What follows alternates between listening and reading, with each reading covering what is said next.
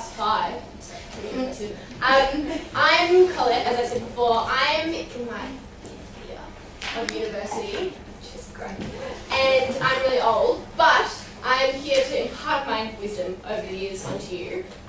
Please ask questions at any point. I have one disclaimer though. I'm quite jet lagged and I got off a plane yesterday, and these slides that I made kind of look like a toddler made them, like all kinds of font issues and sizes and just beware, I don't know, like, yeah. So anyway, basically what the session is going to do is just introduce you to the basic concepts of debating, introduce you to like how we debate, what we do, and what goes on here at MAD. But ask me questions at any point. So, in true debater fashion, I've just given a neat structure about what I'm going to be talking about. Firstly, I'm just going to briefly talk about why we do this and like why we give up our Monday nights and our Wednesday nights often, and our summer holidays and our winter holidays and a lot of weekends. So, like, why do we do that, and like what's the point? Secondly, I'm just going to briefly, because they were in someone else's slides, so I'll put them in my slide, talk about the tournaments that we have this year and how you can get involved and to what extent you should get involved. And like, you should get involved to like 100%, but no one does that. I don't do that. So what you should do and what's out there this semester and throughout the year. And I'm going to talk about the format, because there's lots of different styles of debating. There's 3-on-3 debating, which is what I'm going to be talking about, which we do in first semester. There's also different styles of 3-on-3 debating with different versions and different speech lengths and number of different ways of doing it. In second semester, we do an entirely, well, a somewhat different debating style called British Parliamentary. There's also like American Parliamentary and a whole host of other things that some of you might be familiar with. So this is probably this, like, if you've done any high school debating in this state, probably in this country, this is probably what you've done, but it's a little bit different at university in a few ways, just better as well. Then I'm going to talk about how, as a team, you prepare a case, what the role of first speaker, second speaker, third speaker is on each team, and like how you go about that and your respective speaker roles. Fifthly, which is probably the most important thing, but it just follows naturally to do it at this point, is talk about the individual speeches. And you might, if you've done high school debating, know that adjudicators mark you on 3 criteria, matter, manner, and method. What that means, how you maximise your ability to do well in all of those things, how you construct an argument, how you present yourself, all that stuff. And finally, some extra tips that didn't fit into any of those categories. So why do we debate? Like, I think I've probably, and this might be an indictment on my law degree, I've probably learned more in debating than I have in my university career, like, kind of, like, not my degree's going well, but like, I think that you learn so much in debating, like, it's obscene. And it's not learning in a way that feels like learning. You just happen to like catch all these things and become really knowledgeable and become really confident, which is just incredibly useful for tutor presentations and interviews for jobs and a whole host of other things, and just being like a person in the world with knowledge. And it just, especially at Monash, especially with the calibre of the debating club that we have, you just will learn a lot and improve your ability to be like a good global citizen. So, secondly, you'll make lots of friends. Too many of my friends are debaters, and like a lot of my social life is spent with these people, and that's good if they're a good group of people, and I'm sure they are. So you make lots of friends, and which is really good in first year. Like after first year, in uni generally, you get pretty lazy. Like you go to your classes, you go have coffee in the same place. You don't really go to your classes, and you go have coffee, and that's like it. And you spend the same time with the same people. So you guys showing up on day 1 to an extracurricular thing is what's going to make your university career really good. Like joining the LSS, and if you're in a law degree, and joining SAS if you're doing an arts degree, or joining all the other ones that I don't know what they're called. Like, it's a really, really, really good thing, as is joining MAD. And MAD's probably better because you get more like trips and stuff. And the final thing is travelling the world, partially funded by Monash University, which is always good and fun. So, okay, actually, before I show that, this next slide is not meant to scare you. This next slide is just meant to demonstrate that there are many options open to you as first-year debaters. You can do as many or as few of these things as you choose, but they're there just to show you the plethora of opportunities that are out there this year. So, this is what you generally have in first semester. You got freshers, which is for first years. There is a huge emphasis in first semester particularly, in second semester, but mainly in first semester on first years.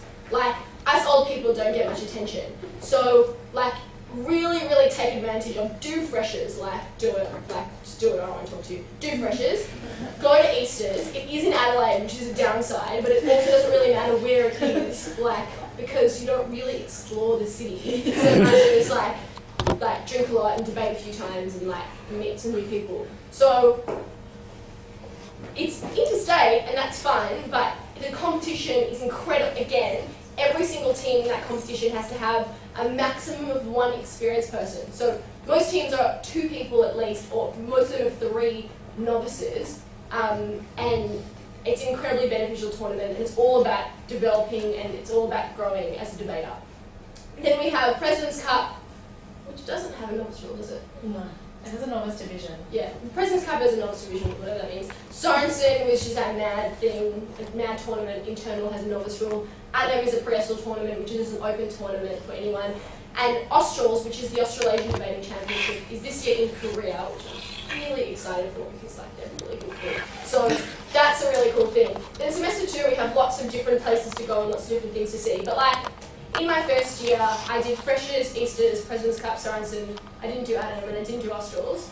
And I did the Pro-Am, Free Hills, and I think Worlds, and that was it. So I did one international tournament, a few interstate tournaments, but lots and lots of the stuff that's local and you have the ability to grow and develop as a novice. So some people flit in and out and some people do all of those things and depends on your personality and whatever. But Matt encourages you to do as much or as little as you like, but all of those things, particularly the first year stuff, is incredibly beneficial. So, to the substance of this session, this is what 3-on-3 debating is. So, fairly straightforward. There are 3 speakers in each team, 2 teams in each debate. One's called the affirmative, one's called the negative. The affirmative speaks in favour of the topic, the negative speaks against it. Stop me if I'm going too fast. So then, that's the order in which the speakers speak. First out, first neg, second out, second neg, third out, third neg. If any of you have heard what a reply speech is, don't think about reply speeches for a couple of months. We don't do them for most of the first semester until Australs. And just, if you know what one is, great for you, but you don't really need it yet. So if you don't know what I'm talking about, that's good. You have 30 minutes to prepare between the topic and the start of the debate. When I started uni, that sounded like a really short amount of time for me. I think I freaked the fuck out when I heard that. Excuse my language, this is recorded. Yeah, that seemed I remember at uni you get 8,000 months to do, to prepare a speech on these beautiful time cards with all kinds of highlighting and it was beautiful, but it was just silly and didn't create better debates and you just spoke about stupid things. So. And it was incredibly unnecessary and really boring. Think about the same issue of whether you want to ban some cartoon of some crap for 3 months. That's all the debating you can get, unless you're a whiz kid and in the state team when you do a bazillion debates a day.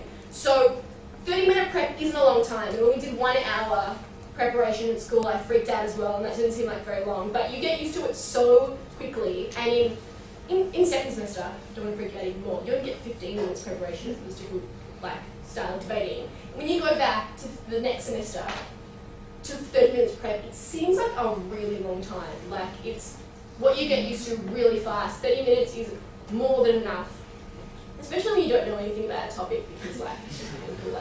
Madeline's debated with me many times, and 30 minutes is more than enough when you have nothing to contribute. So, speeches, each speech is 6 to 8 minutes. You can make up absolute bullshit within about 30 seconds. Yeah. You quickly realise that you know nothing, and then you just freak out for 29 minutes. So, 6 to 8 minutes of speeches. That means 8 minutes. That doesn't really mean 6 to 8 minutes. You can speak 6 to 8 minutes, but speak for 8 minutes. Don't speak for 8.5 minutes. Don't speak for 7.5 minutes. Just speak for 8 minutes. That's it. Okay. Cool. These are the roles of each speaker. The first affirmative sets up the debate with context, so the debate will usually not be some bizarre, random thing about like that we should give rights to plants. Like it's going to be something that is contextual most of the time, or at the very least something that you can like deduce what it's about. So if, for example, today we had, usually the debate is quite specific in this style of debating, you know exactly what it's about, like they don't leave it very open. But in some styles you have open motions and open topics. So if you had a topic that was that the UN should take action in authoritarian regimes, you might set that to Libya, just a suggestion, or you can set it to other things, but like generally like the context of the world in that moment tends to lend itself to the context of the debate. And so at the first affirmative speech, you would stand up there and don't introduce yourself and say, ladies and gentlemen, my name is Colette Mintz and I am 21 years old and I'm representing Monash University. Don't say any of that crap. Just say, ladies and gentlemen, this debate occurs X. This debate takes place at a time at which X is happening. That's how most first affirmatives start, with varying degrees of hellos and introductions, and Mr. Speaker and Madam Speaker and hello and ladies and gentlemen. Or some angry introduction if they're, well, not the first affirmative, so that's your context. Definition I'll get into in a second. Teams, I'll get into all this other stuff in a second. You break down the arguments that you're going to talk about and that your team is going to talk about. So I'm going to talk about arguments A, B, and C. I'll get into that later. And then you say, my second speaker is going to talk about arguments D and E. The time you should spend on those substantive arguments, like argument A, the UN needs to do this because whatever, the arguments themselves should take up about 5 to 6 minutes of your speech. Perhaps more if the context and definition are really, really quick and the team split is really, really quick. You could spend 7 minutes on that. The first negative argument setup is very similar. If there are any issues with the definition, which I'll get into in a second and there shouldn't be, then you would open with that. You rebut for approximately 3 minutes, and then you do exactly the same as what you would have done at first affirmative, but because you've rebutted and done a few other things, you'll have less time, so you have to do it in a shorter amount of time or have fewer arguments. Or you just like are really diligent with your language. First speakers get the best arguments. That is a hard and fast rule that will never change in any debate. First speakers, first negative or first affirmative, get better arguments than their second speakers. So don't like save the best till later, or don't like keep this awesome chestnut in your pocket and then bring it out later. The first speakers get the best arguments. That's just because you want to start well and you want to present the best possible case. So the second speakers like Gemma, like Madeline, sorry, like it sucks, but you end up cramming the economics of organ sales into 5 minutes. Yeah, so like second speakers spend a lot of time working out what is left. And sometimes there are 5 arguments that are excellent in a debate. And so the first speaker takes 3 great ones and the second speaker takes 2 great ones. But when there are less excellent arguments, it sucks to be a second speaker. But also sucks to be a first speaker because you have to speak first. So the basic role that you have is to establish the grounds in which the debate will be fought. Like, what is this debate about at first affirmative and negative, to establish what your team's position is on those grounds. Like, whether you accept the problem, whether you negate the problem, whether you've got a different solution to the problem. I'll get into all that in a second. Definitions. Don't define words. Like, don't say, like, sanctions mean, well actually no, you might want to do it because there's a whole plethora of options that you have for sanctions, but like don't say that the United Nations means the United Nations or something. Like just don't define things that are incredibly obvious. Like we're not in primary school and we're not in high school, we're adults and we just assume that people know the meaning of words unless those words are really open to interpretation, which sometimes can happen, but when it's clear, like if the debate is that we should ban pornography, and don't suggest that you define ban. I don't suggest that you should define pornography in great detail. Like if you want, I guess. In general, you don't like. That is a really clear debate. Does that make sense to everyone? Cool. Yeah, in this style of debating, there isn't usually much room within the topic. Like in other styles of debating, they're like that should be different. Like they're just really broad topics that just absurdly broad topics, but in this case, they're they're called closed motions in this style of debating because they're quite clear. And so go with context, focus on context and less on definitions. the definition, and this concerns first affirmative speakers, the definition must be reasonable, like setting a debate in a future time or a past time. Don't do that. If it's a debate about Russia, you can't set it in like the former Soviet Union. Like just set the debate in 2011 because otherwise you lose. And you don't want to lose. Also don't set truistic definitions. Can you give an example of a truistic definition? The one I was always told, most things they come up very rarely, so there were very few examples, was that we should eat, drink and be merry, being set to it is empirically good to eat because therefore you don't die. Yeah, so stuff that like the opposition can't like disagree with. Like, it can be a really strong argument, but if something is completely truistic, like it is true facts, this doesn't make any sense, but that seldom happens. If you get an unreasonable definition, that sucks. Sorry. Don't challenge it. Like, just don't. Like, it has to be so bad. Like, it has to be like Can I give an example of something that's gone wrong and it hasn't Well, been if you notice at the bottom of the excellent. slide. Yeah, go for it. I've got a so better one. if you This one was probably funnier than my example. if you get a definition that you think is completely wrong, you probably shouldn't challenge it anyway. You should probably point out to your adjudicator why it's wrong. Like, you first need to say, just be kind of angry, just be like, I'm pissed, ladies and gentlemen. Well, like, this is what they've done wrong, this is what they should have done, we're totally angry, we have this excellent case for what it should have been, and I'm so angry, and I'm like having like a situation here. But we're so excellent, like at this negative team, like we are so good, and our brains are like so switched on, that we are going to debate the crap that they set this debate up anyway. Say that in a more eloquent way than I just did. But that's the general gist. You just take the debate on as you can. And the adjudicator is probably going to give you the win if they completely stuffed it up. You're already winning. In 2009, at the Australasian Debating Championships, round 2 was this topic. That trade unions should have the power to restrict their power restricted during times of economic crisis, which basically means they shouldn't strike effectively and a few other things. They shouldn't be able to strike if there's a GFC going on, and like that's bad. So we were the negative team, like, excellent, all about this kind of thing. We were in this beautiful case, and then the opposition were, okay, to be fair, the topic was poorly worded, and the chief adjudicator was poor. And the topic in Asian countries, in a lot of countries, trade unions isn't really the term you use for trade unions. Everyone knows what a trade union is, like the ACTU and all that stuff. I do not know what a trade union is. Yeah. Okay, so a trade union is a labor union might make more sense. It's a union of workers of a particular industry. Yeah, so like teachers union, exactly. So teachers get together and there's certain people that run it to correct the power imbalance that exists between them and their employers, and to lobby for certain things, to lobby for better pay, to lobby for other things. And they would be the kinds of people that organise strikes if they're not getting enough pay. So I think maybe it was 2 years ago, British Airlines? Yeah, British Airlines. They had a huge strike and none of their flight attendants showed up, and like, it was a massive deal. So it shuts down industries. It can. It's also really good in other ways. So in a lot of countries, they call trade unions labour unions and not trade unions. This team was from Korea.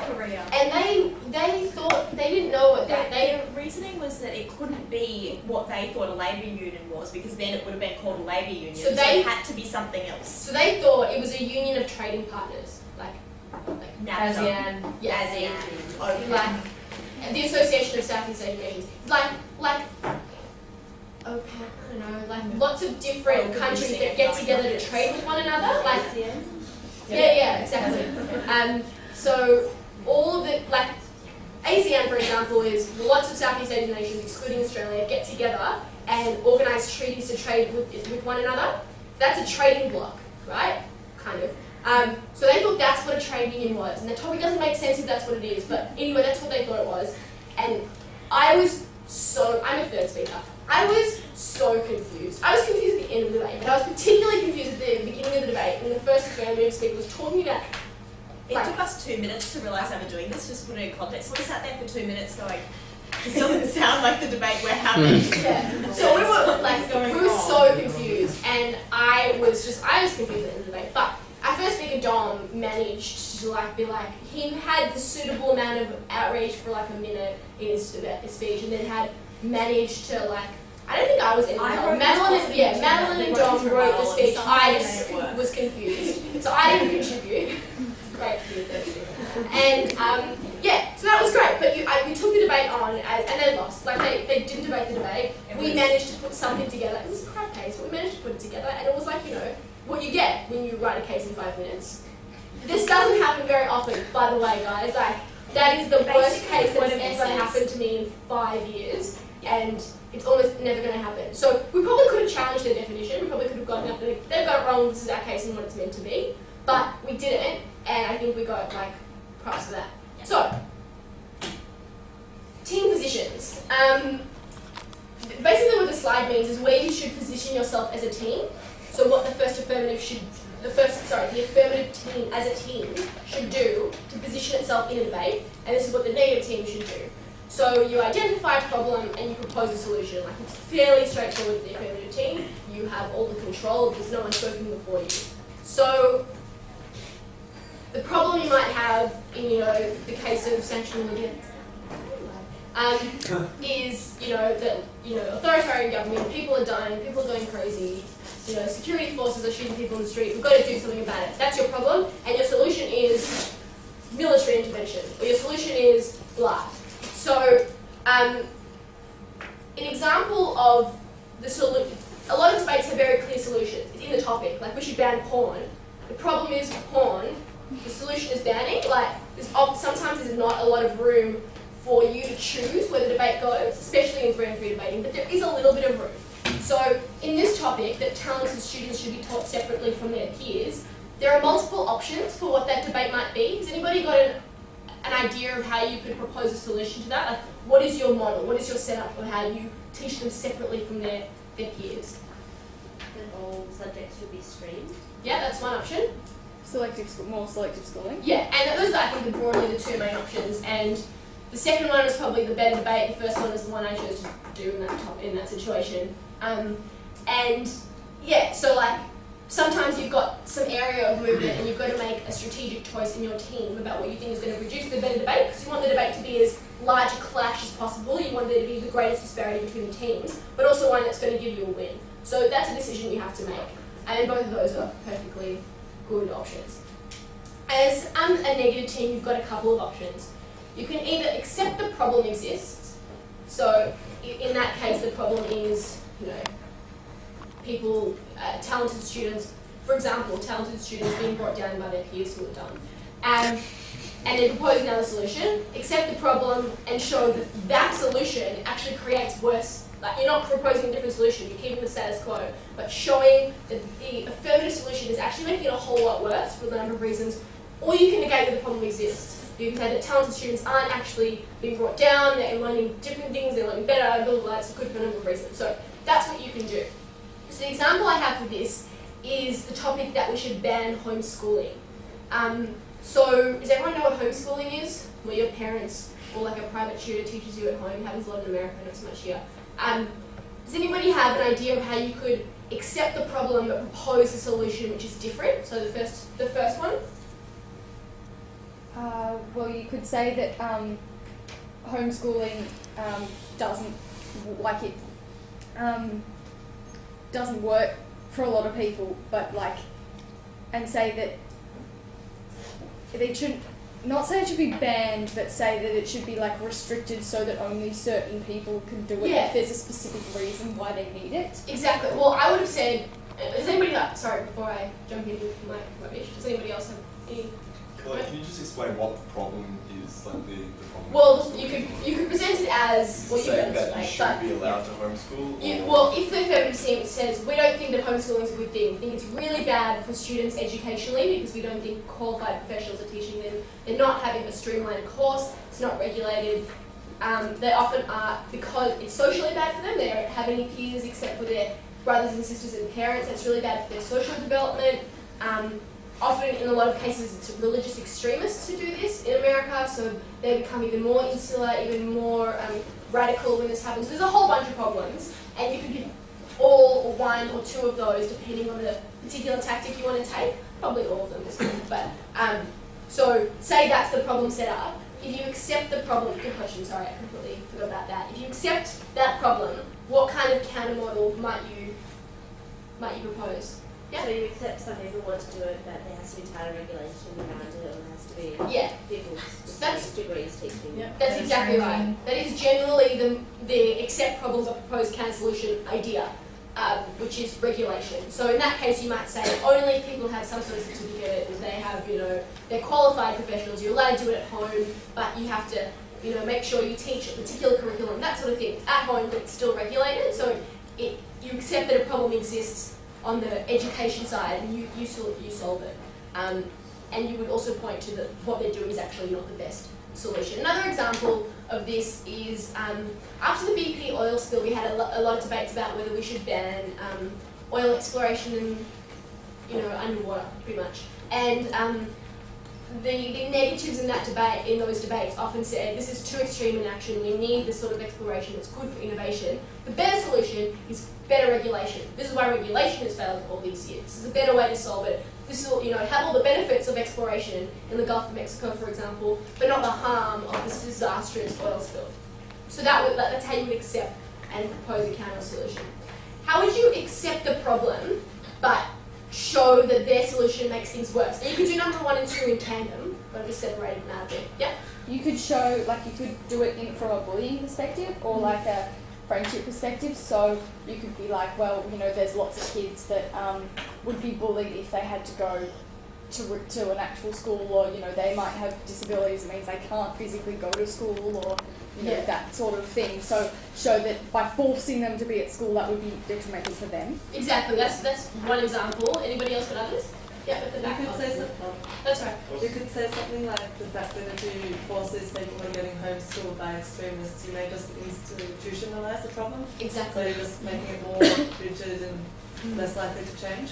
Yeah, at the back. I didn't have anything else. Okay. Those are perfect examples. Like, if your family is talking about radical extremists, they're just probably going to become even more insular, even more extreme if the government's going to tell them that they can't school their kids. That kind of stuff. They'll make their own schools, exactly. It's pretty intuitive stuff. So that's really good. Or you can negate the problem, which just means that you establish that it's not that bad. Like, homeschooling really has all these benefits, and that not really that many extremists do it, and if they do, you're probably not going to solve it, and talk about the benefits of it and just say that the affirmative team's wrong, pretty much. So those are the 3 options. Does anybody have any questions about that? Just chime in and say, this topic's a really good illustration of it. Technically, you could do all 3. So you could argue that there is no problem. If there was a problem, that'd make it worse. And if there is a problem, there is a better way to solve it. So, obviously, you're going to take up a hell of a lot of time if you do it. It may be easier to choose just one of them.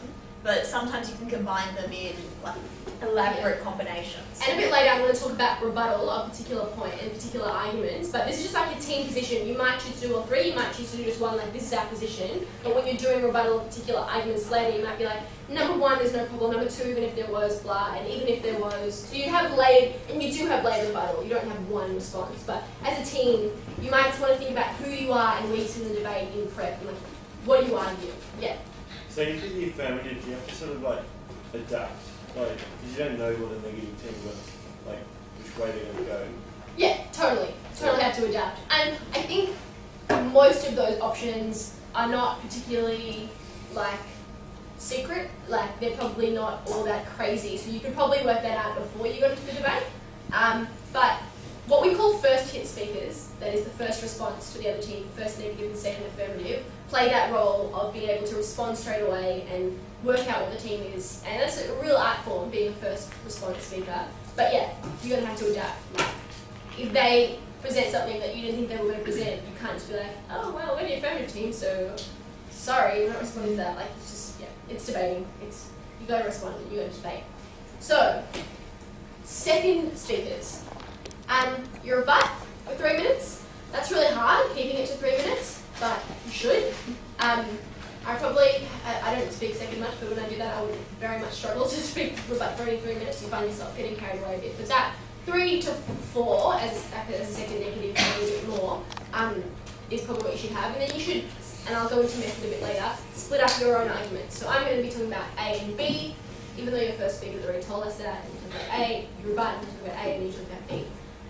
The role, as I've said there, of the second speaker is to affirm what your first speaker said and to rebut and to move the debate forward and to improve the debate by introducing new kinds of argument. It is really hard sometimes when your first speaker has told these like extra cool 3 arguments that are like great and you probably came up with them in prep. But them's the breaks, like they're not going to be as excellent arguments, but I'm sure 5 or 6 good arguments in most debates on each side that we just don't think of. Any questions about second speakers? Okay. Oh, yeah. No, just yawning. Okay. Third speakers. They're the same, third affirmative role and third negative role generally. You have to give your speech in the form of thematic rebuttal. Somebody explain to me further than what's on that slide what thematic rebuttal is. Grouping all the arguments into main points, so social problems, economic problems, and so on. Yeah, exactly. And yeah, Is that the same as 3 questions? exactly the same. Questions and I reckon 99% of the debates I do, I phrase my themes as questions. So, ladies and gentlemen, little intro where I'm generally angry. I'm just an angry debater. So, I'm really outraged for the following reasons. Moving on. So, the 3 questions, there's usually 3. Sometimes there'll be 2, sometimes there'll be 4, avoid 4. And avoid 4 2. is a bad idea. 4's too many. Pretend there's 3. Yeah, just put up one of your arguments into 2. 2 can happen sometimes, when sometimes it's really hard to break into 3, but like 90% of debates will be 3.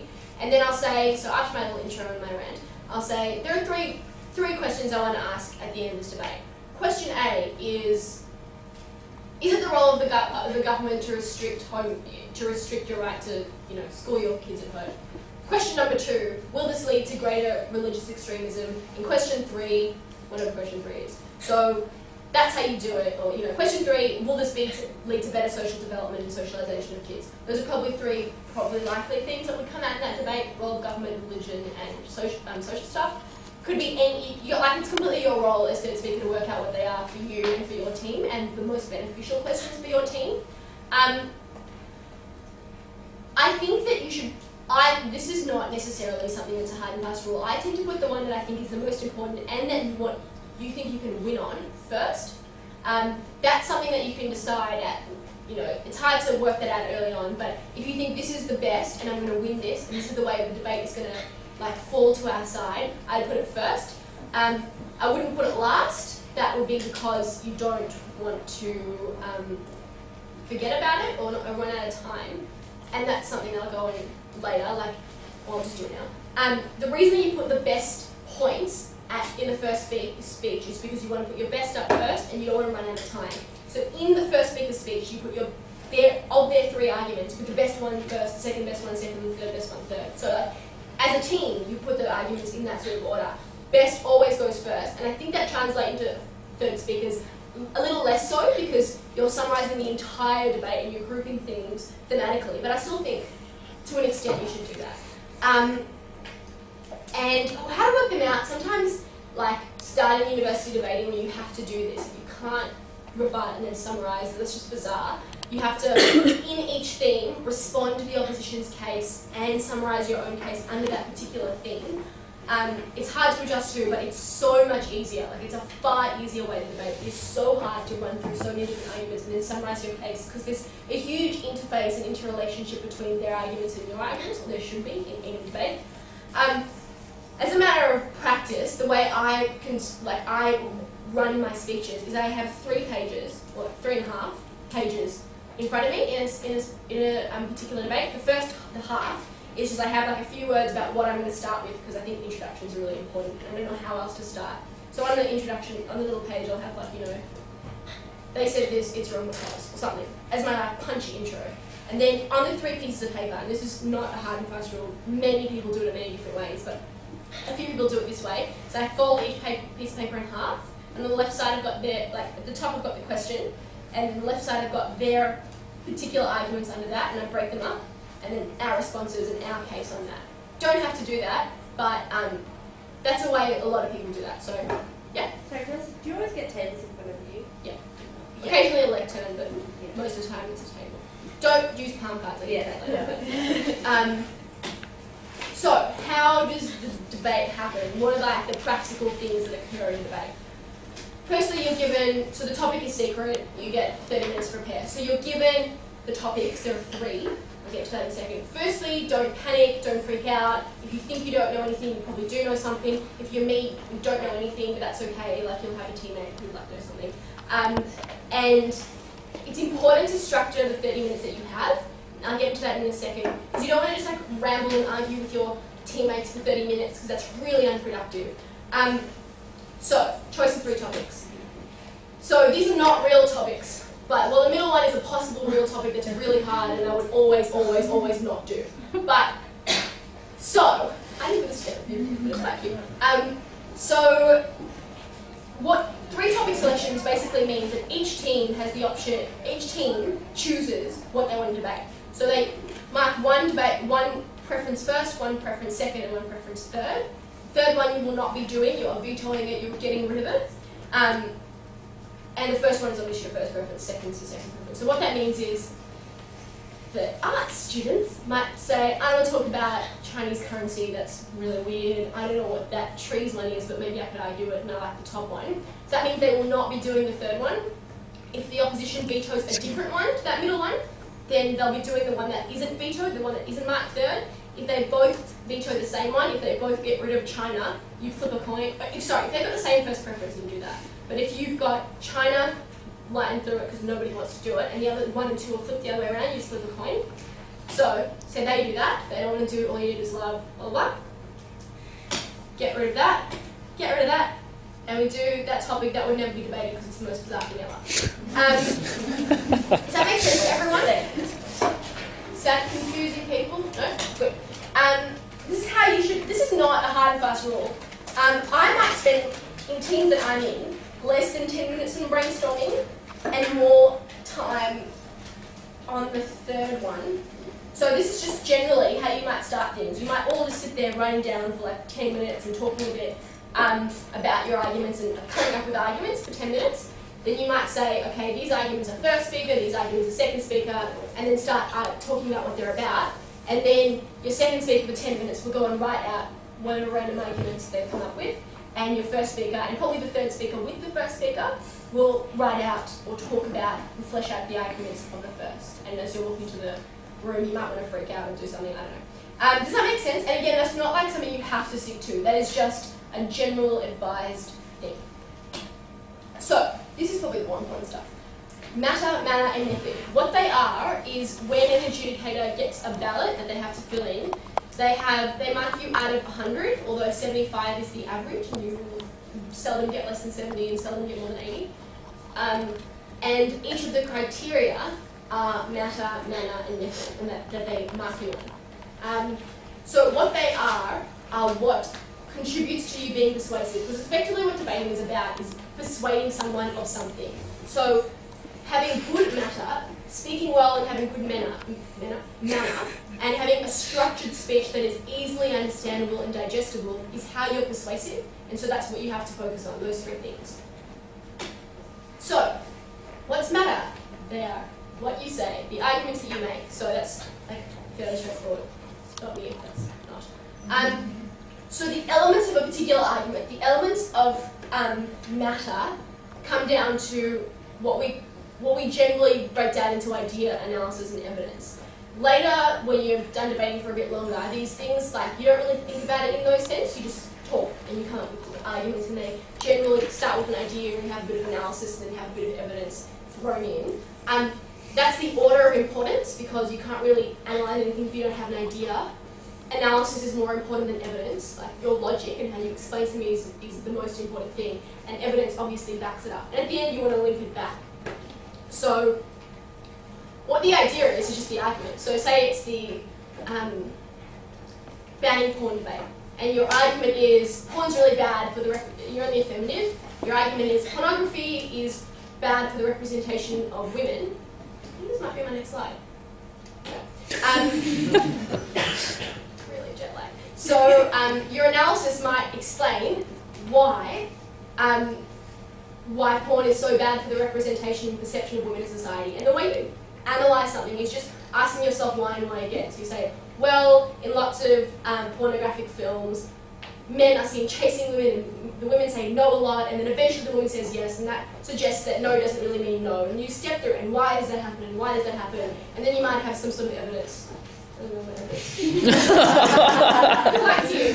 And then again, you link back to what you stand for. So the reason I'm talking about the perceptions of women in this debate is because without pornography, we wouldn't have those negative perceptions out there. We wouldn't have the perception that women are less than men, that women are, you know, all kinds of things. So let's try this out. So this is the topic that we have, that we should legalise polygamy. The potential, the idea that we have, that we'll put, this is the argument you're shoving into the debate somewhere, is if we legalise polygamy, everyone know what polygamy is when you have more than one wife? Generally, it's not women having more than one husband. That'd be cool. If we legalise polygamy, women and children will access state services more. They'll go to the doctor more. They'll, you know, go to school. Well, yeah. So, what would the analysis be there? What are like the reasons why that argument is true? I don't have anything, like if I click this, it's not going to come up with anything. For existing like illegal polygamists, if it was made legal, then they won't be pushed on the carpet. They'll be able to actually access the state services without being persecuted. Right. So why are they likely to be persecuted if they come forward now? Because it's not legal. Right. And so what might happen to them if it were legal? Like, what is persecute? What do you mean by that? Oh, you mean the women and children? Yeah. Oh, it could be traced back to the husband, their father. Yeah. So you just ask yourself why and why and why again. Sorry, yeah? I was just going to say, as far as persecution goes, children could be taken away from the state services. Yeah, exactly. There's a whole heap of things, and you should put all that stuff in there. So the idea is, we legalise polygamy, women and children will access state services. So the analysis is, well, at the moment, often women and children don't go to the doctor when they're sick, children don't go to school, all that sort of thing, because what they're doing is illegal. Number one, they don't want to get retribution from their husbands and their fathers, so they don't want to get that sort of abuse. Number two, what they're doing themselves is illegal, so they might be worried that not only their husbands will get into trouble, but they'll get into trouble, so they don't want to go to jail, right? Number three is that they don't want their kids to be taken away from them. And there's a whole host of other things. You just keep asking yourself, why is this argument true? Like, it's not true just because I say it is. Like, what is all the analysis to back that up? And you might have some evidence that supports that from somewhere in America where, you know, there's heaps of polygamists and somewhere in the desert. I don't know, do you have any evidence, Shana? No. So I decided to put in a less sexy topic because, you know, some of you might be interested in more matter-heavy debates. So say you had a topic that we should end the war on drugs in Mexico. In Mexico, they have a huge drug problem, and basically what they've done is involved their military. Like, they've acted like it's a war, and they've put military personnel out there, and they're just taking out cartel leaders and shooting them. It's effectively what the war on drugs in Mexico is. It's that simple. So the idea you have is that the military is the best placed to fight this threat to Mexico. Why is that true? What's the analysis? You don't need to know anything about Mexico to do this. Most amount of resources to use, background. Yeah. What else? Probably have most rights out of anyone, so someone couldn't go and shoot someone, but the military can. So they have more rights to exercise, more power, or diminish the drug problem. Yeah. What else? Manpower, equipment, and training. Absolutely, they have better skills. The military are absolutely more capable of finding someone and assassinating them at the head of a cartel than the police are. Did you have anything else? That was it. So you could go on and on. Basically, No. but they're more organised. And also, like, you could also analyse the drug situation in Mexico and talk about the cartels, the drug gangs, a bit themselves and say they're really organised. That is organised crime at its best. You need an incredibly organised, sophisticated team of professionals in order to combat that organised drug trade. So that's the analysis that you put in. And the evidence you'll put in if you knew it, but it's the least important thing, but it makes you sound smart, is examples of, in the past 4 or 5 years, there have been a number of there have been a number of cartel leaders killed by the military, a heap of them killed, and so you talk about that if you have that evidence. But as I said, the analysis is more important. So it's really good if you know that stuff and makes you sound brilliant, but it's more important to have the analysis first. And this is incredibly important. Keep it logical and keep it relevant. A lot of debaters, especially really good debaters who know a lot, they've done a lot of debates, seem to want to talk about things they know about. They're like, I know this thing, right? And like, it's kind of relevant. Like poppy farming, yeah, that is totally relevant to this debate. I'm going to talk about it, and then they talk about it. You're like, oh, that is brilliant. I'm just going to, as an adjudicator, you're like, yeah, that is. What the hell is it? Why is that relevant? So like, you write it down because you think they're smart, but then you realise they're smart, but they're not that good a debater. Like, it's not relevant to the debate at hand. So keep thinking about why it's true, and also why we care. Like, why is this argument at all relevant to what we're trying to prove as a team? Rebuttal. Rebuttal is exactly the same as argumentation.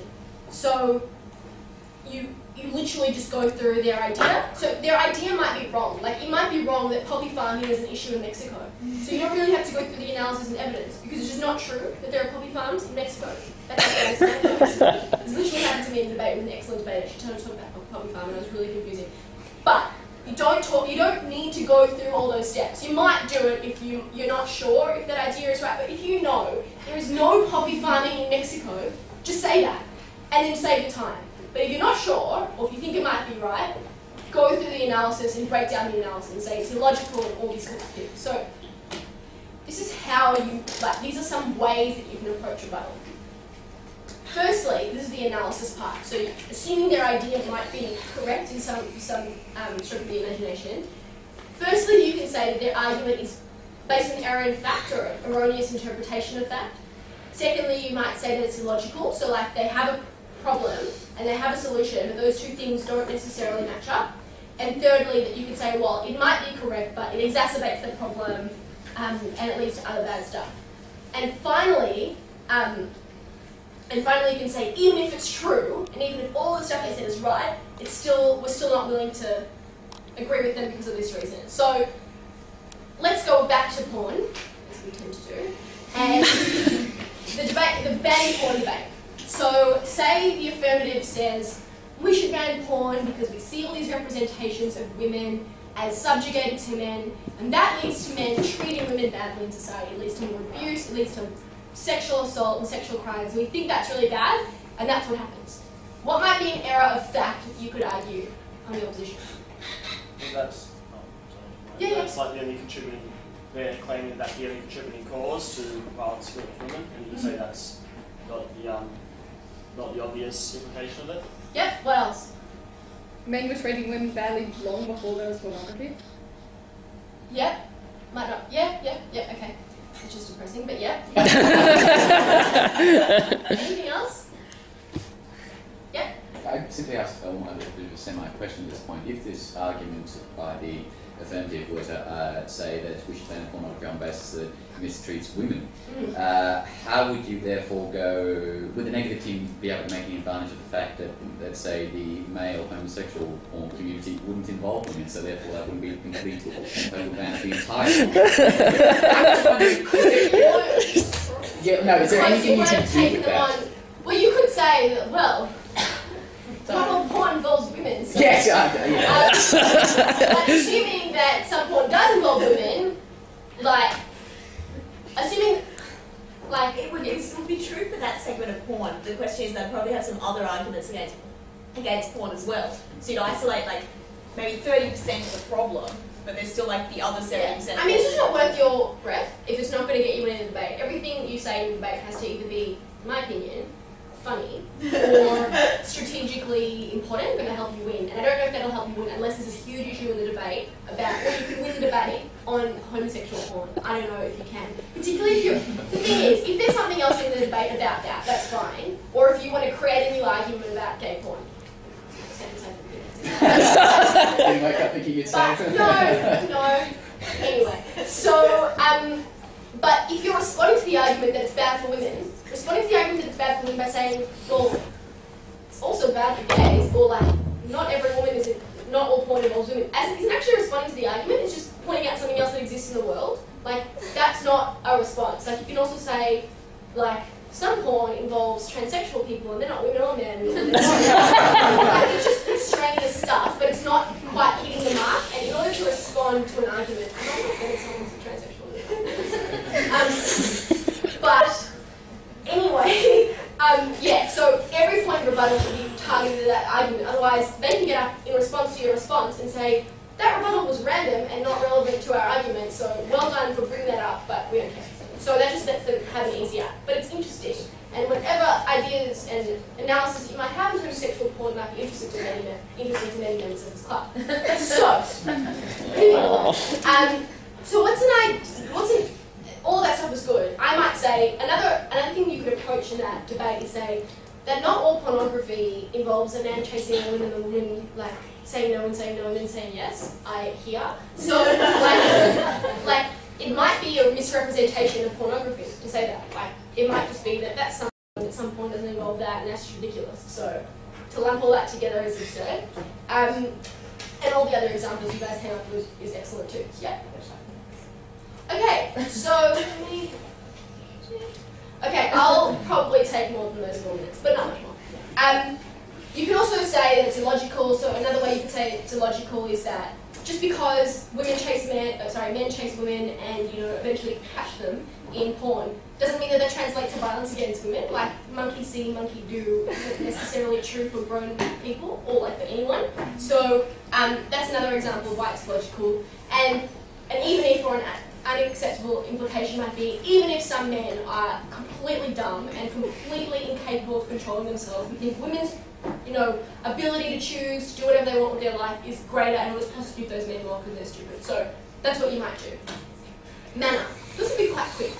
So there's no hard and fast rule about what good presentation and style is. Everyone's style is different and it's really hard to emulate someone's style, so just do what comes naturally. You can improve it by focusing on what you have that's good and what you have that's not so good. So when I started debating, I kept saying, a lot of my dad's do, but like constantly I'd say, and it's really annoying to listen to. And I didn't realise I was doing that until an adjudicator said, you're really annoying, please stop doing that. So just be aware of it and do what you can. Some people have really timid manner and some people have really aggressive manner.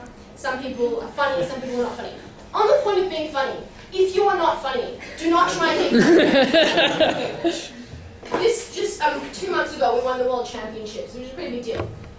Victor Finkel was in that team. He was an excellent debater, also the best speaker in the world at the moment, and best speaker in Australasia, which makes sense because. And he's not funny, and sometimes he tries to be funny. And it's just he's excellent. He's worked out, and he's not funny, but. When he says he's not funny, it's bad. So, some people aren't funny. I'm not brilliant with the humour thing. Some people, like Amit, who you might have met, is really funny and, can win a debate just by mocking people, but, not everyone can do that. So, just, do what comes naturally to you. And we're nailing this directive down. Yeah, that's exactly right. Get it in Vancouver. So, a few tips on what everyone should do. Eye contact. Stand up straight. Something Victor does very well. He stands up straight. Good posture. Gesture, but not too much. Speak in an appropriate tone for the debate. So if the debate is about legalising euthanasia, don't make fun of terminally ill people. But if the debate is funny, you can make fun of people. But just think about what the debate's about and just be a little bit of common sense. Vary your manners is something I had some problems with. I'm aggressive for 8 minutes, which is really not pleasant to listen to. So just sometimes put on your write on your paper, calm down, or slow, or a few things that might just help you. My first theme might be my angry theme, and then when I get to my second theme, I might be okay. Just vary it up because it's really, really unpleasant to listen to someone who speaks the same way all the time. And be conscious of the you-knows and excessive ladies and gentlemen and things like that. Method is really important, and I'm going to do it especially fast. So this is how you present your case. As I said, and I touched on this a bit, each team has their own method about how they set out their debate, how they set out their case. Method within a speech is incredibly important. You say what you're going to say, as in you say, I'm going to say arguments A, B, and C in this speech, then you present them, and then you say what you said. So what that means is you say, ladies and gentlemen, today I'm going to talk about A, B, and C. This is A. That was A. Now I'm going to talk about B. big thing. And at the end, after you've done C, you say, so I talked about A, B, and C. Like, you speak to the adjudicator like they are completely incompetent, a lot of the time they are, and that's the best way to improve. It is such an easy thing to do badly on, but such an easy thing to improve. It's incredible. So focus on your method. Does that make sense? Because I know I did that really fast. So how do you keep your speech structured? As a team, you split things up. As an individual speaker, that's what I said before. And everybody, if you don't have a phone with a stopwatch, either get a new phone or get a stopwatch. Time yourselves, the adjudicators number one, are only going to clap you once at 6 minutes and twice at 8 minutes. And even that they forget sometimes. Watch your own stopwatch all the time. It is incredibly important, and get into the habit now, and I can't debate without a stopwatch in front of me ever. So get a new phone and get a stopwatch. And final tips, don't introduce yourself. Don't say, I am Colette Mintz, and I was born in Johannesburg and I live in Melbourne, and I would like to talk to you today. Like, just start. Don't write out speeches word for word, because number one, you can't read, it looks absurd to read, and you don't have time, you have 30 minutes, and it's just a lot of effort, and like the debate will change, and then you'll have all this stuff written out. Like, just don't do it, it's not good for you, it's not good for anyone. Get feedback from your adjudicators after every single debate, no matter how absurdly wrong they were, or like dumb they were, or how brilliant they were, or if you don't know, get feedback from your adjudicators, because even if you think they were completely wrong, most likely you'll either have that adjudicator again, or an adjudicator who was very similar to that adjudicator again, or an adjudicator who was a complete monkey again. So you've got to be able to persuade the person you're talking to. So that's incredibly important. Get feedback, and that's how you improve. This read stuff, like, that's really hypocritical of me. It's important in debating to have some knowledge. You can get through a lot of debates without having a lot of knowledge, but as I've learned, reading the newspaper and keeping abreast of issues is quite important, because if you didn't know there were like protests in Libya, you might not know when to set that debate. You might not have ever heard about Libya. It's problematic. Participate in lots of competition and practice debates if you can, because they're the easiest way to get good, because you do lots of debates and then you remember the debates and then you like get a feel for how they go, and it's fun, and I like shouting at people, that's fun. And stress less, like debating isn't all that stressful. 30 minutes is a long time, and if you stuff up, like join the club. Like lots of debates you're going to stuff up, lots of debates you're going to like regret something you said or want to do better, but like generally what debating is about is people who like to hear their own voice a lot and like to drink a lot, and I assume 80% of you are in that. And some people don't drink, and Madeline Jimmer. We just like the sound of our own voices. Yeah. Questions? Anybody? Kitty. Yeah, actually, in terms of corroborative evidence to support your case, like, I know that a lot of the time if you use a narrative, you can almost appeal to an audience, and it would be good in the sense that you can actually like the audience will have something to identify with. But is that encouraged here, or will you be penalised? I don't understand. So like using a story or like a don't use personal examples? No, not personal, but I mean just like a corroborative evidence to support your case. Well, evidence is always good. If like, like if it's evidence of like, if it's an example, like if it's like, okay, my argument is that in Mexico there's a very bad drug war, it's really bad, the military is the best place to do it, then I go through all that analysis why the military is fantastic, and then my evidence might be, this happened, and this was the sort of tools they used, and this is how they managed to kill this guy. And this is what happened in this case. So having like a bit of a narrative there, does that answer your question? Yeah, that does answer my question. Okay.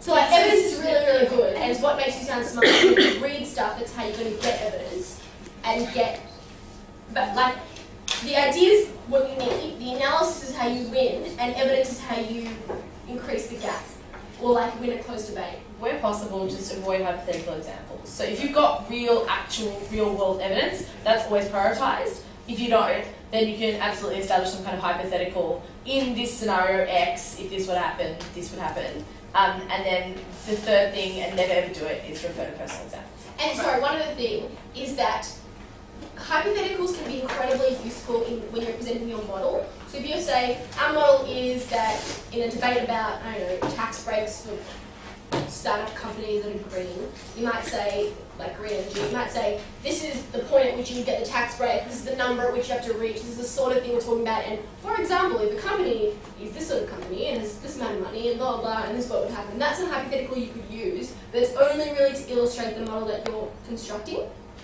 That makes sense? Do you want to answer? In terms of more narrative style of speaking, so building the case up from like a story or an anecdote or something like that, if you can do it well, yes.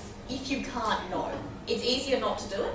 But if you've got a really great story that you can build a case out of, and you can do it in a way that still brings all of your arguments and all of your rebuttal in, without it sounding like you're just talking about one individual person, that can be a really good way to appeal to emotion. But it has to be done perfectly or it fails. So it's something that's a bit of a risk to do, and you'll probably find it easier to use it as an example rather than the foundation of your case. Any other questions? Are you? Oh, sorry. I'll hear you first. Yeah. I was always the speaker in my meeting, and I also canned from coming up with new ideas when I was rebutting their arguments. So should you try and base your rebuttal mostly around your team's case? Third speakers should not come up with any new material. There's embarrassing. Even in rebuttal, like so your rebuttal can be a little bit new. Your rebuttal can be new, especially if you're third affirmative, because they've come up with new arguments. So you're necessarily going to come up with new rebuttal at third affirmative because a new argument has been presented, and you can't just rely on stuff that's been said before that thing was presented. So your rebuttal can be new, and there can be new layers of previous rebuttal because you don't want to just repeat. You just don't want to just say, as my first speaker told you, blah, blah, blah, and my second speaker told you. Like, you repeat their stuff a little bit in that you reinforce it, but all of your material should be developing the debate and improving the debate, otherwise you'd be a redundant speaker. But you should have new arguments, and there's like a fine distinction between that, but you should talk about the parameters in which the debate has already been set and rebut on that basis, but your rebuttal can be different or improved. Yeah. You said something about not using palm cards. Yes. Obviously, you don't write out word for word stuff, but when you said bits of paper, is it better to use a card than a bit of paper? A4 paper. A4 paper? It's a hard Right transition. Like, I was kind of famous for refusing for like 3 months in first year to change You over. were a weirdo. I was a weirdo. Don't be like me, because like Definitely not We like were always Madeline. told at high school not to use Yeah, paper under any yeah. circumstance. And you don't hold paper, so like if I Put it was on the table. So this is my paper. So this is my 2 pieces of paper. I'd have them like this, and I'd be standing, and I'd say, ladies and gentlemen, blah, blah, blah, blah, occasionally look down, that's it.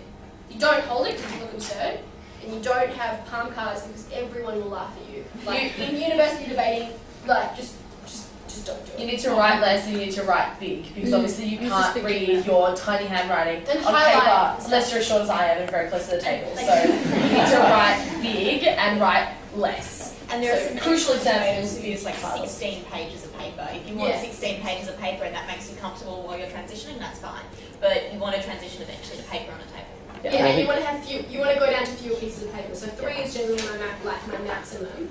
3 a bit, but like in my first year, I actually remember at Easter's getting up there. This was in Sydney, and I had like it was like a long table, like on a piece, and I had like this another piece of paper, and a piece of paper, and a piece of paper. So like I was wandering left to right, and like it looked strange.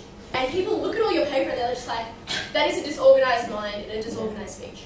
Like a lot of what you get up and do before you speak, the adjudicator's already judging you. Like they're looking at the fact that you're still writing as you're getting up and you're like this and you're like freaking out, you're asking the speakers and you're like, what do I do? But like, you don't want to do that. You don't want to have an understanding of that, and you don't want to be reading, and you don't want to hold it up. Like, be confident, stand up. Like, it's hard at first because I remember I had my like palm cards with the printed things stuck on with like a beautiful borders, and I had rebuttal things which were like pre-prepared rebuttal that I just grabbed before I got up there. Just like the most absurd thing. But it was great then, I guess, in a way. And it's just weird. Like, for university debating is far more spontaneous, which is why it's better, which is why you actually are arguing the debate that is happening and not the debate you thought might happen.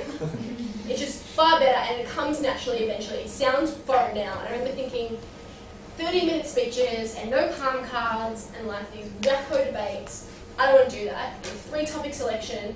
3-topic selection is the best thing ever because you can avoid hard things. But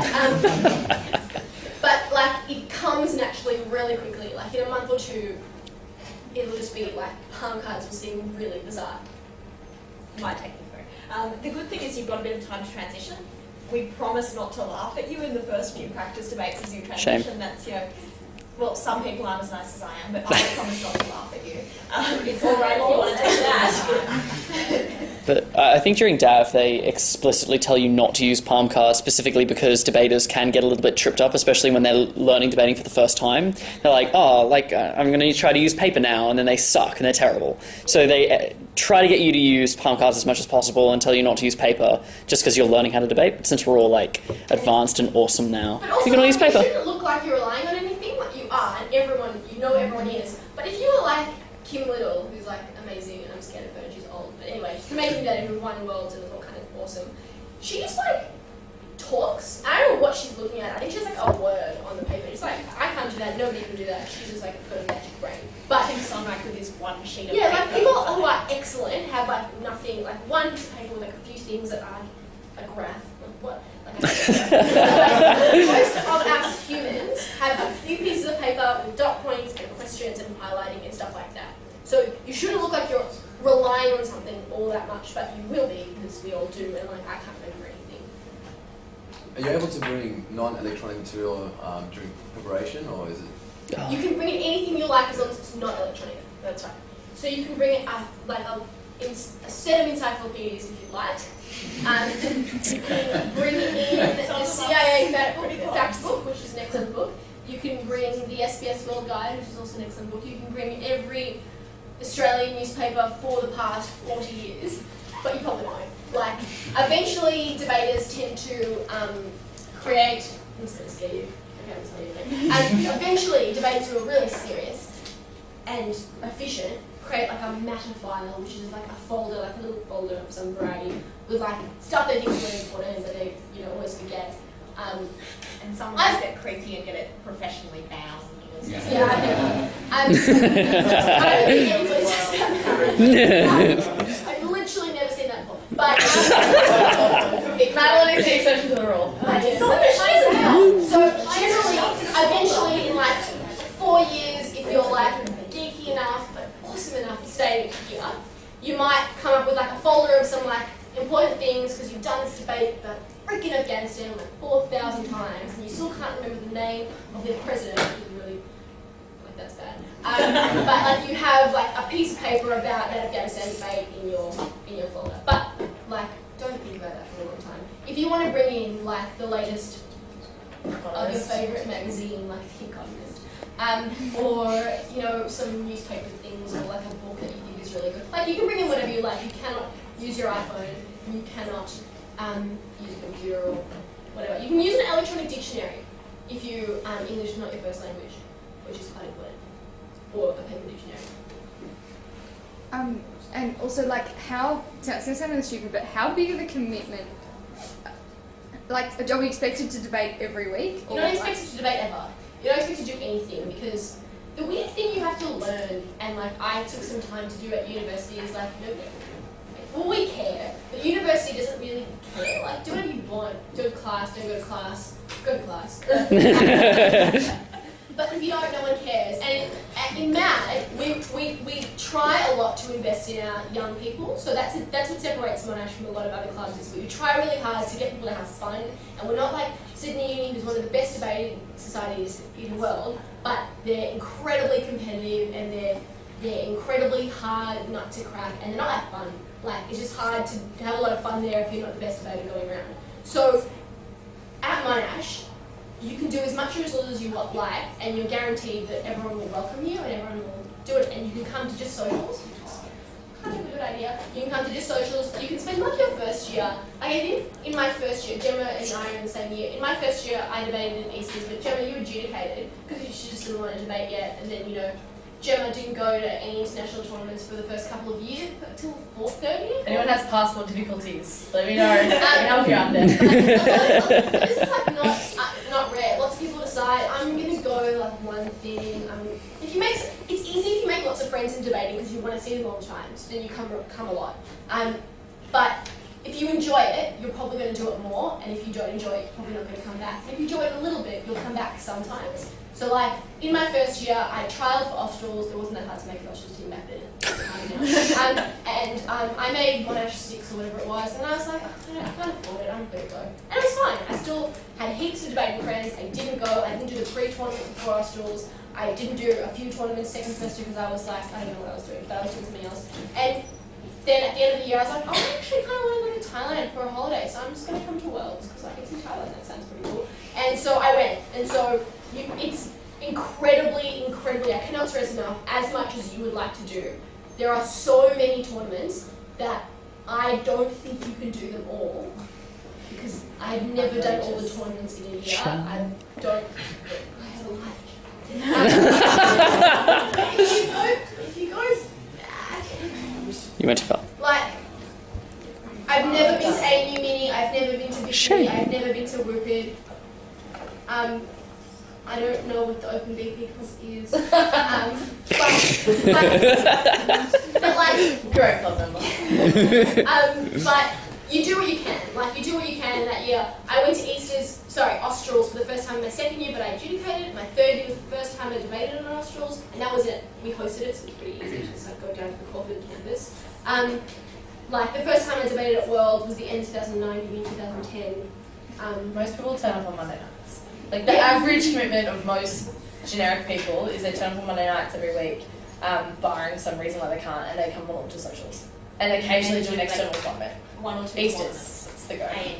But first years, as a first year, the best way to get involved, besides freshers, which you should just do, and it's easy to do, it's on a Monday night, like, is to go to Easters, because at Easters, like, it's the entire Australian and a bit of the rest of Australasia, in fact, debating community, New Zealand, are focused on first years. That's all they care about. Like, old people like me, like I'm debating as a team leader this year, the adjudicators couldn't care less about the old people in their team. They're just like, they give you a bit of feedback, whatever, like, whatever. There is a best novice speaker at that tournament, so even if, like, the best speaker at the tournament happens to be old, they get a prize, but the novice speaker who's the best speaker get a prize, the top 10 novice speakers get a prize, and like, they focus on novices. And there is no possibility that you can have more than one experienced person in the team. Most teams are completely novice. We're just lucky that we encourage people having a team leader here. But like, go to Easters and Freshers because that's how you'll establish friends, that's how you'll like get to know if you actually want to do this. And even if you don't like debating, Easters is so much fun. Like it's all about, in first year, people are so keen to have a good time at uni and they go to all the camps and all that crap. Like, Easters is just like the best bit. In my first year, it was in Sydney, but didn't really see any of Sydney. We just like partied and had a really, really good time. So, and like you debate, obviously, but it's really good for your debating, and it's really, really, really good start to your university career. I could not recommend it enough. When you say first years, do you mean first year students or first year debaters? First year debaters. You could be at 8th year, like, and that's happens. But yeah, well, yeah, absolutely. Like, there's a few people in our club who started at random points. There's some legends in our club who were at other unis and then transferred. Like, there's a girl who won the Australasian Championships, best speaker at Worlds, all kinds of fancy things. And she was at ANU, this is Kylie, she was at ANU for a couple of years and was like pretty crap debater, and then came here and was like, oh, this club's actually quite fun. ANU's also fun. And so she had a really good time, and then she decided to debate and she wasn't so good, and then she got really good. Like, that's the benefit of MAD, because 95% of people who start here aren't really very good or not excellent. They haven't done heaps of debating at school, they've done a bit, and they just have a lot of fun and they enjoy going to these tournaments, and then we get really good and then we beat everyone in tournaments. Yeah. Because we do all these things focusing on getting first years good and getting first years to stick around and have a really good time. Because like, I don't want to dedicate all this time and all this money to something that's not enjoyable. So as much as little as you want, but come to Monday nights as much as you can and try and get involved in freshman races. Any other questions? Yes. Can we please have food now? Oh, where? Yes. Just a quick one. I know with your delivery and display, you sort of command the space a little bit. How much movement and sort of openness in the space that you're provided? It's really hard to judge that sort of thing. I wouldn't excessively gesticulate. Obviously, you don't want to be distracting, but it's incredibly unnatural to stand like this or like this, like I don't know, like this all the time, and it's just. You just do what is normal, like walking like this. If it looks natural, you're fine. If it looks like you're putting it on, you look stupid. That's the rule. So if this is how you normally talk, do it. Unless, of course, you normally talk like this. don't do that. But yeah, if you normally look generally like a... And there are some things that like certain debaters do and then other debaters get the habit of doing. Like a lot of people for a really long time did this. They pointed in one direction. Okay, to be quite fair. An excellent debater who was the best speaker of things. Did that, so everyone sort of got in the habit of doing this. People are thankfully out of that habit, but yeah, like just do it anyway. Just don't be. Watch the debate. Watch the exhibition debate and see like how people behave differently. And some people will be pretty crazy, and other people will be much more constrained. So whatever. And what provisions do we make for your talent? Sorry. If you have any other questions, feel free to ask. Other things that I've been asked to say is. Sign up if you haven't signed up, sign up for Easters if you want, or express your interest, sign up for Freshers and express your interest, and get us all the time at any of these.